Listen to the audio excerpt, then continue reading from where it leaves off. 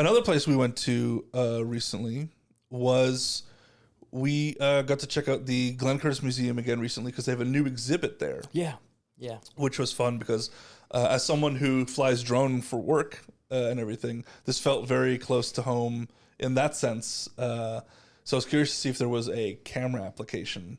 It's very cool because you get to see the, obviously the effect that Glenn Curtis had on modern day aviation. And then they have a bit and also in the rest of the museum, there's elements of modern aviation in there as well. You get a good timeline of planes from back in the day. And I love the rest of the museum as well. I think one of my other favorite parts of the museum is the P-40 restoration. Yeah.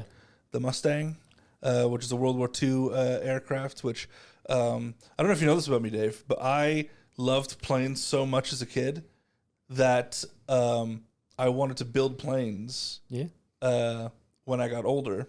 A lot of things happened. One, I wasn't very good at math and science. And so important. And secondly, I realized I was more fascinated with old planes, like World War II planes. Basically anything you'll find in the Glenn Curtis Museum. Well, then there's a sense of nostalgia with those older, vintage planes that you just don't get with those rocket ships and the jets. I don't think anyway. So it's very fascinating. Like if I was still wanting to be a maker of planes. Sure.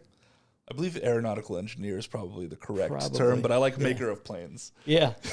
Well, if you're struggling with math and science, you might just want to be a maker of planes. Yeah. That's right. Yeah. Paper planes. Yeah. Whether they fly or not is entirely up to you. 100%.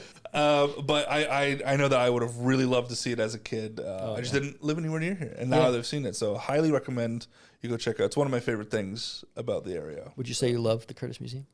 I love the Curtis Museum.